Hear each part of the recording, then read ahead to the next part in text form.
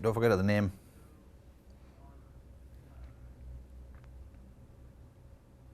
بسم اللہ الرحمن الرحیم.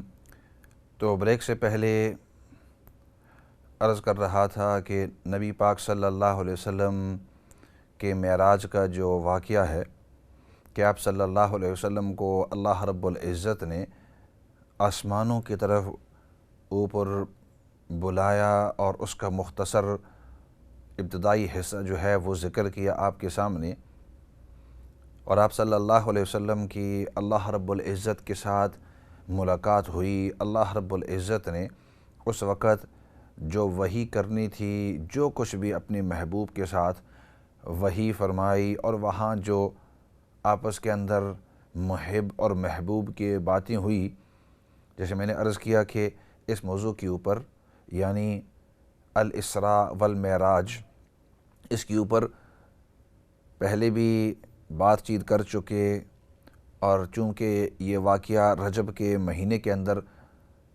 واقع ہوا ہے انگلش تاریخ کے لحاظ سے 721 کے اندر،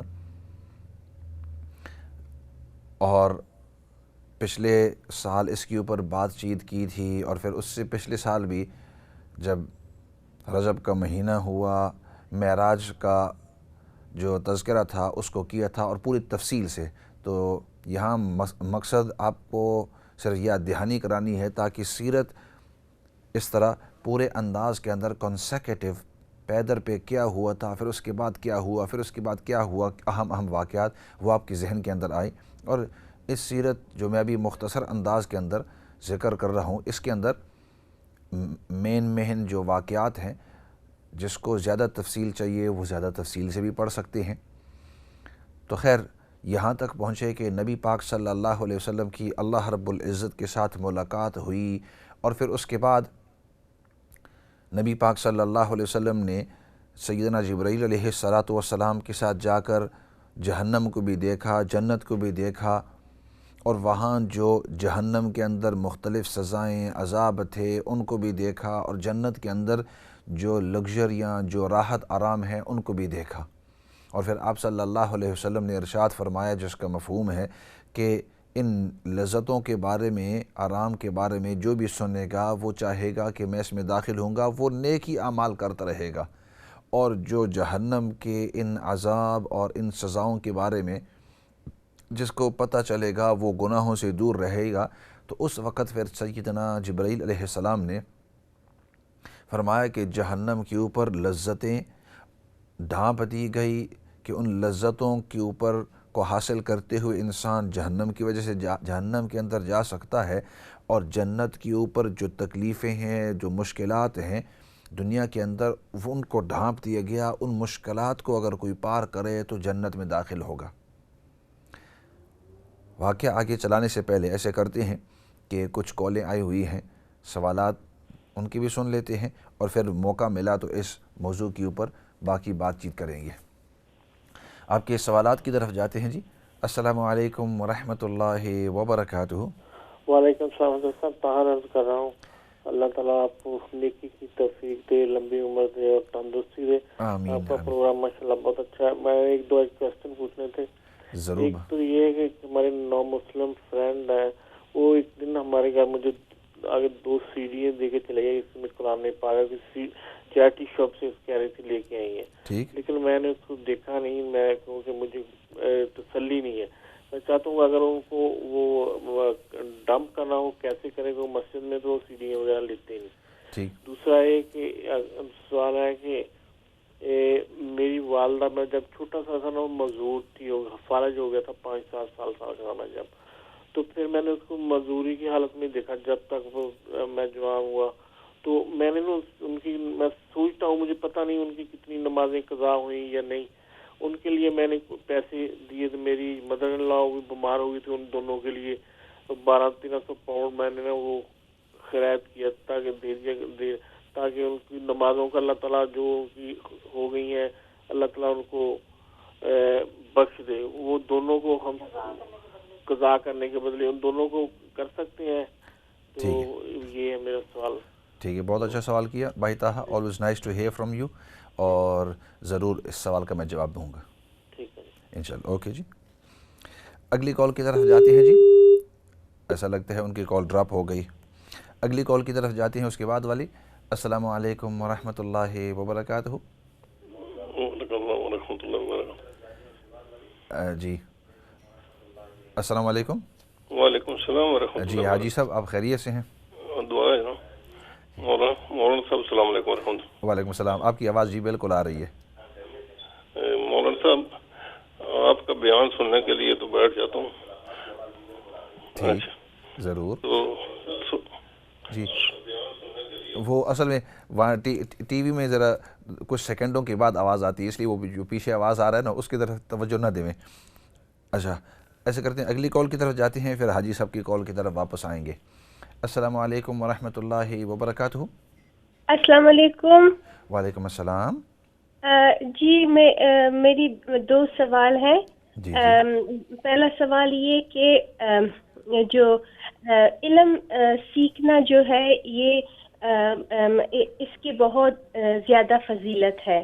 तो अब हम इल्म सीखने के लिए किसी मदरसे में तो नहीं जाते या किसी से तालीम तो नहीं लेते, लेकिन जो है अल्हम्दुलिल्लाह कुरान शरीफ का तर्जुमा सुन लिया और इस तरह मुख्तलिफ स्कॉलर्स के जो है मुख्तलिफ टॉपिक पे बयान सुन लिए। वो ये सिलसिला हमारा अल्हम्दुलिल्लाह जारी रहता है। तो ये भी इल्म सीखने के उसमें आएगा कि वही सवाब जो है वही जो इसका जो सवाब है वो हमें भी मिलेगा या ये इसमें नहीं आता? ठीक है। और दूसरी बात ये कि कहते हैं कि जहाँ पे अल्लाह का जिक्र होता है तो वहाँ पे फरिश्ते आ जाते हैं और फिर उन लोगों का तस्करा ऊपर अल्लाह ताला के सामने करते हैं वो फरिश्ते। तो जो है जो हम बैठ के अपने यूट्यूब पे किसी स्कॉलर का बयान सुनते हैं बैठ के, तो वो भी जिक्र के मजालिस में आएगा या नहीं? ठीक है, गुड क्वेश्चन, और इंशाल्लाह ज़रूर इसकी ऊपर बात करूँगा। I will definitely speak about that. ठीक है, अगली कॉल की तरफ 14,000 आदमी हैं। अस्सलाम तो वालेकुम आज जी। देखेंगे तो अल्लाह ताला को ये भी बात पसंद ना आई। हम हाजी साहब एक मिनट आपकी ओके अस्सलाम वालेकुम। सवाल पहुंच गया यार? नहीं पहुंचा नहीं। हाँ जी।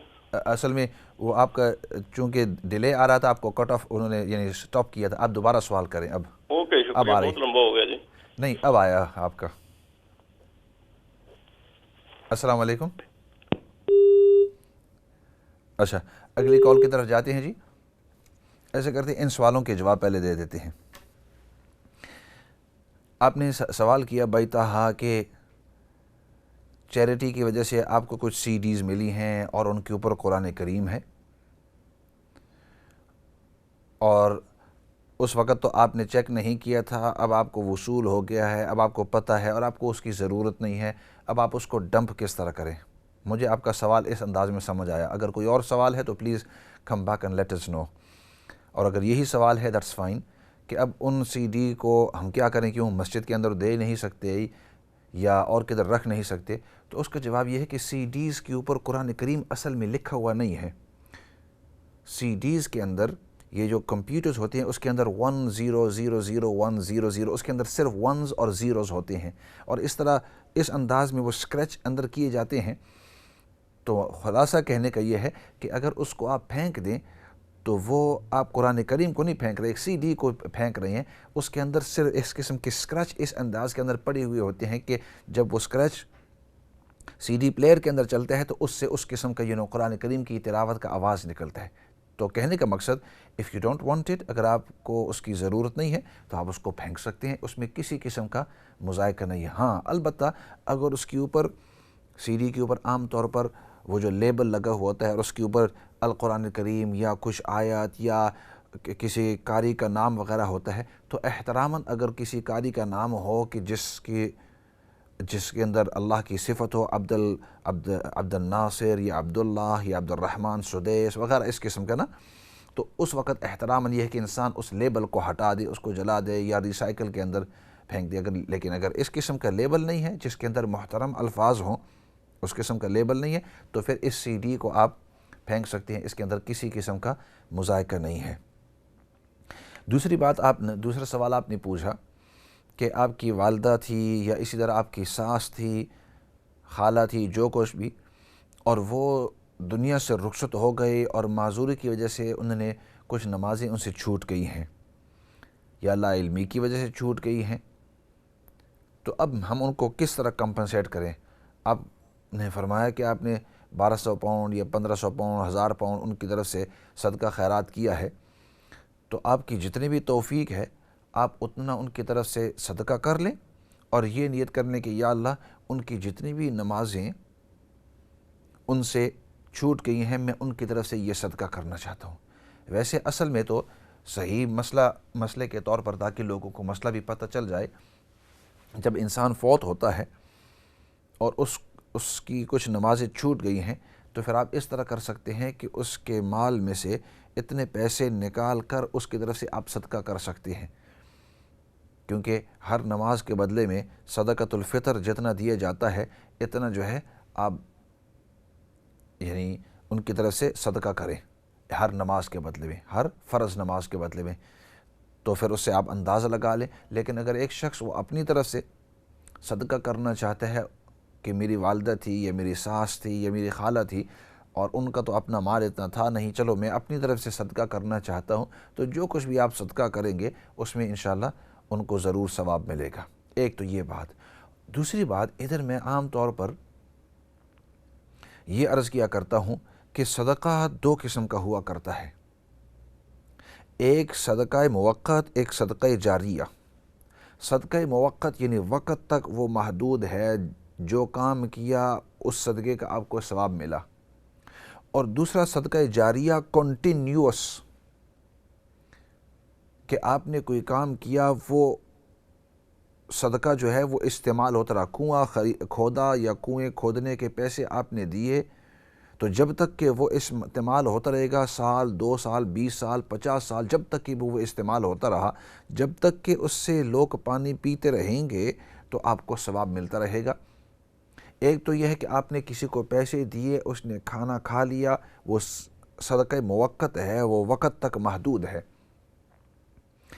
دوسری طرف وہی پیسے آپ نے کسی کو دیے اور اس کے ذریعے آپ نے کسی کو سوئنگ مشین آپ نے خرید کر دے دی، جب تک کہ وہ استعمال کرتے رہیں گے آپ کو اس کا ثواب ملتا رہے گا۔ تو ان صدقات کے اندر it's important that we are smart, ہم سمجھداری کے ساتھ کام لیں کہ وہ کام کریں کہ جس کے اندر صدقہ جاریہ ہوگا، اگلے کو بھی فائدہ ہوتا ہی رہے گا اور آپ کو ثواب ملتا ہی رہے گا۔ بعض اوقات پیسے اتنے ہی انسان خرچ کرتا ہے، بعض اوقات انسان پیسے اتنے ہی خرچ کرتا ہے، لیکن اس میں جو غرباء ہیں، فقراء ہیں، جو اس کے مستحقین ہیں، ان کو فائدہ اس سے ملتا ہی رہتا ہے۔ اور بعض اوقات اتنی پیسے آپ خرچ کرو، ایک مرتبہ ان کو دے دو، وہ بات ادھر ختم ہو گئی۔ تو اس لیے جب بھی آپ صدقہ کریں تو اس وقت اس بات کا ذرا خاص خیال رکھا کریں۔ اس کے بعد والا سوال آپ نے پوچھا کہ علم سیکھنے کے بہت سارے فضائل، there's many virtues for learning علم، for learning knowledge in دین۔ اسی وجہ سے حدیث پاک میں آتا ہے، نبی کریم صلی اللہ علیہ وسلم کا ارشاد ہے، فرمایا جب کوئی شخص اللہ کے راستے میں نکلتا ہے علم کو سیکھنے کے لیے، تو ان الملائکۃ لتضع اجنحتها، کہ ملائکہ وہ اپنے پروں کو اس کے پاؤں کے نیچے اس طرح پھیلا دیتے ہیں، یہ اس کے احترام کے لیے کہ اتنا اہم کام، اتنا بڑا کام کہ آپ علم کو سیکھنے کے لیے، دین کے علم کی سیکھنے کے لیے، اور فرمایا کہ جتنے بھی مخلوق ہے وہ تمام کی تمام آپ کے لیے مغفرت کی دعا کرتی ہے، حتی الحیتان فی الماء، یہاں تک کہ وہ جو سمندر کی جو مچھلیاں ہیں ان کی دلوں سے بھی ان طالب علم کے لیے، دین کے علم کو سیکھنے کے لیے جو نکلتا ہے اس کے لیے دعائیں نکلتی ہیں۔ تو اس لیے دین کے علم کے بہت سارے اور فضائل ہیں، بلکہ علماء نے تو پورے اس کے اندر کتابیں لکھی ہیں قرآن کریم کی آیات کی تشریح کرتے ہوئے، اسی طرح نبی پاک صلی اللہ علیہ وسلم کی احادیث مبارکہ کو وہاں ایویڈنس کے طور پر ذکر کرتے ہوئے۔ تو اس لیے دین کا علم سیکھنا ضروری بھی ہے اور اس کے سیکھنے کے اندر فضائل ہیں۔ اب آپ نے پوچھا کہ ہم میں سے ہر ایک مدرسے کے اندر جا کر یہ دین کا علم تو نہیں سیکھ سکتا، تو آیا یہ جو فضائل ہیں یہ گھر کے اندر بیٹھ کر اگر ہم ایک دوسرے کے سامنے تعلیم کریں یا کتابیں اٹھائیں یا ایک دوسرے کے ساتھ تکرار کریں یا قرآن کریم کے تراجم اٹھا کر یا تفاسیر کو اٹھا کر ہم ان کو پڑھتے رہیں، نبی پاک صلی اللہ علیہ وسلم کی سیرت مطہرہ کو پڑھتے رہیں، یا اسی طریقے سے جو فقہ کی کتابیں ہیں ان کو اٹھا کر ہم دین سیکھتے رہیں، آیا یہ بھی دین کے سیکھنے کے اندر شامل ہے یا نہیں؟ تو اس کا جواب یہ ہے کہ بالکل یہ شامل ہے۔ یہ ضروری نہیں ہے کہ آپ جا کر کسی مدرسے کے اندر انرول ہوں۔ نبی پاک صلی اللہ علیہ وسلم کے زمانے میں یہ عام مشہور نہیں تھا کہ وہاں مدارس ہوں۔ آف کورس اصحاب صفہ تھے، وہاں صفہ تھا، وہاں جو صحابہ اکرام ہیں وہ جمع ہوتے تھے، لیکن تمام کے تمام صحابہ وہاں تو نہیں آتے تھے۔ یہ تو بعد میں مدارس کا، مکاتب کا اس انداز کے اندر یہ دستور شروع ہوا، اور جو آپ کے یہاں سند ہوتی ہے وغیرہ یہ بعد میں دستور شروع ہوا۔ وہ تو بعض اوقات ایک شخص جو ہے اس کو پتہ چلتا کہ دوسرے شخص کے پاس کوئی حدیث ہے جس کے بارے میں مجھے پتہ نہیں ہے، یا اس صحابی نے یہ نبی پاک صلی اللہ علیہ وسلم سے کوئی بات سنی ہے تو اس کے پاس جاتے تھے سیکھنے کے لیے۔ بعض اوقات ان کے پاس لوگ آتے تھے اور فرماتے تھے کہ ہم نے یہ نبی پاک صلی اللہ علیہ وسلم سے احادیث سنی ہے، یا قرآن کریم کی آیت ان کو بتلاتے تھے، سمجھاتے تھے، ان کے ساتھ تقرار کرتے تھے۔ تو یہ تمام کا تمام جو ہے یہ دین کے علم کے سیکھنے کے اندر شامل ہوتا ہے۔ تو اس لیے یہ کویسچن کہ بعض اوقات ہم بیٹھتے ہیں اور چاہے آپ یوٹیوب سے سیکھیں، وہ بھی دین کا علم سیکھنا ہے۔ ہر زمانے کے اندر سیکھنے سکھانے کا انداز یہ الگ ہوا ہے۔ ایک زمانے میں زبان سے زبان تھا، پھر ایک وقت آیا کہ صرف زبان سے زبان نہیں بلکہ جو محدث تھے وہ زبانی کہتے اور جو شاگرد تھے وہ لکھا کرتے تھے۔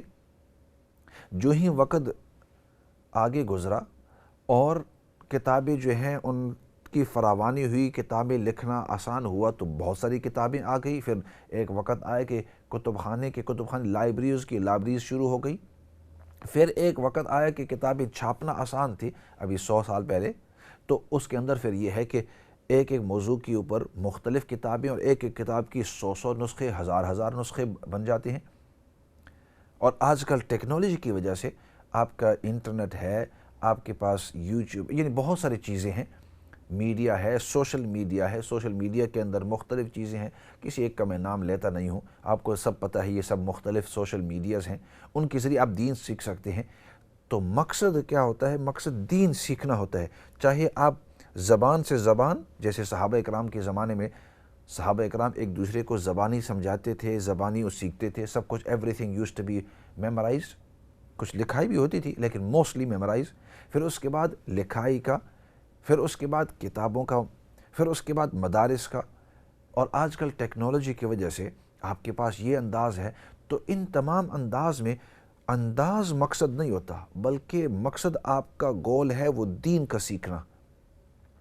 دین چاہے جیسے یہاں آپ بیٹھے ہوئے ہیں، آپ دین ادھر سے سیکھ رہے ہیں، مسئلے مسائل آپ سیکھ رہے ہیں، آپ کو حلال حرام کے بارے میں پتہ چل رہا ہے، کون سی چیز آپ کو زندگی کے اندر کرنی ہے، کون سی چیز زندگی کے اندر نہیں کرنی ہے۔ شروع میں آپ نبی پاک صلی اللہ علیہ وسلم کی سیرت مطہرہ کو سن رہے تھے، آپ صلی اللہ علیہ وسلم کے جو اقوال ہیں وہ سن رہے تھے۔ تو یہ تمام کا تمام علم ہے۔ قرآن کریم کی آیات آپ ادھر سے سنتے ہیں اور ان کے تراجم اور اس کا مطلب، نبی پاک صلی اللہ علیہ وسلم کی احادیث ادھر سے آپ سنتے ہیں، آپ صلی اللہ علیہ وسلم کے واقعات سنتے ہیں، نبی پاک صلی اللہ علیہ وسلم نے جو حکم دیا ہے، جن چیزوں سے منع کیا ہے، وہ تمام کے تمام فقہ کے مسائل آپ سنتے ہیں، معاشرت کے مسائل، یہ تمام کا تمام علم ہے۔ تو چاہے آپ ٹی وی کے ذریعے، چاہے انٹرنیٹ کے ذریعے، اپنے اسمارٹ فونز کے ذریعے، چاہے کتابوں کے ذریعے آپ دین سیکھ رہے ہیں، ان تمام کے تمام جو بھی، تو یہ تمام کا تمام دین کا سیکھنا ہے۔ اور جو فضائل ہیں دین کے سیکھنے کے اوپر، تو ہمیں اللہ سے قوی امید ہے اور اللہ رب العزت سے پورا یقین ہے کہ دین کے سیکھنے کے اوپر جو فضائل وارد ہوئے ہیں، جب ہم ان تمام چیزوں سے، ان تمام مختلف انداز کے اندر دین سیکھتے ہیں، تو ہمیں اللہ سے امید ہے کہ انشاءاللہ ہمیں ان تمام کے اوپر وہ ثواب ملے گا، وہ فضائل انشاءاللہ ملتے رہیں گے۔ تو آئی نو کہ میں نے اس کو تفصیل سے بیان کیا آپ کے سوال کا، لیکن یہ پہلی دفعہ اس قسم کا سوال آیا ہے، اور ضروری ہے کہ لوگوں کو پتہ چل جائے کہ یہ جو میڈیمز ہیں، یہ جو راستے ہیں دین کے سیکھنے کے، تو ان دین کے راستوں سے بھی آپ سیکھ سکتے ہیں۔ اور باقی آپ نے جو سوال کا دوسرا جو حصہ آپ نے پوچھا کہ اللہ کا ذکر جس مجلس کے اندر ہوتا ہے تو وہاں فرشتے اکٹھے ہو جاتے ہیں اس کے احترام کے لیے، اور لمبی حدیث ہے، اور آخر میں اللہ رب العزت اس کی مغفرت کا اعلان فرماتے ہیں، حدیث صحیح ہے۔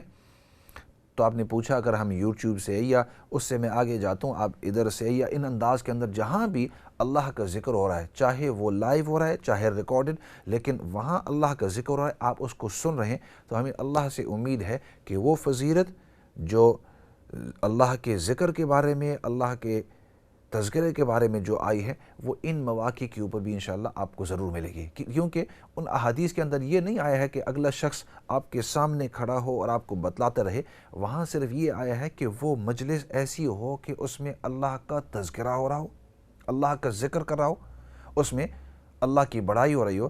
تو ان جگہوں کے اندر اور میڈیا کے ذریعے، چاہے وہ انٹرنیٹ کے ہو، چاہے وہ لائیو میڈیا ہو، چاہے ریکارڈڈ میڈیا ہو، اس میں جب اللہ کا ذکر ہو رہا ہے، آپ وہاں موجود ہیں، تو اللہ سے امید ہے کہ انشاءاللہ ضرور آپ کو وہ فضائل حاصل ہوں گے۔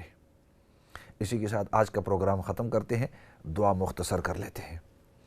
الحمدللہ رب العالمین والصلاة والسلام علی سید الانبیاء والمرسلین محمد وعلی آلہ وصحبہ اجمعین۔ ربنا ظلمنا انفسنا وإن لم تغفر لنا وترحمنا لنكونن من الخاسرین۔ اللهم ربنا اغفر لنا ولإخواننا الذين سبقونا بالإيمان ولا تجعل في قلوبنا غلا للذين آمنوا ربنا إنك رؤوف رحیم۔ یا رب العالمین، تو ہم سب کو دین کی صحیح سمجھ نصیب فرما، ہم سب کو دین پر استقامت نصیب فرما۔ یا رب العالمین، جتنے بھی بیمار ہیں سب بیماروں کو شفا نصیب فرما، جتنے بھی پریشان حال ہیں سب کے پریشانیوں کو دور فرما۔ یا اللہ، نبی پاک صلی اللہ علیہ وسلم نے جتنی بھی خیر کی دعائیں مانگی ہیں، ان تمام خیر کی دعاؤں کے اندر تو ہم سب کو حصہ نصیب فرما۔ نبی پاک صلی اللہ علیہ وسلم نے جن چیزوں سے حفاظت اور پناہ مانگی ہے، ان تمام چیزوں سے حفاظت اور پناہ نصیب فرما۔ اور سب سے بڑی بات تیری رضامندی ہے، یا اللہ دنیا اور آخرت کے اندر تو ہم سب کو اپنی رضامندی نصیب فرما۔ سبحان ربک رب العزت عما یصفون وسلام علی المرسلین والحمد للہ رب العالمین برحمتک یا ارحم الراحمین۔ یہ تھے آپ کے مخاطب مولانا فضل داد۔ ہمارا پروگرام سنتے رہیے، دیکھتے رہیے۔ اسی کے والسلام علیکم ورحمۃ اللہ وبرکاتہ۔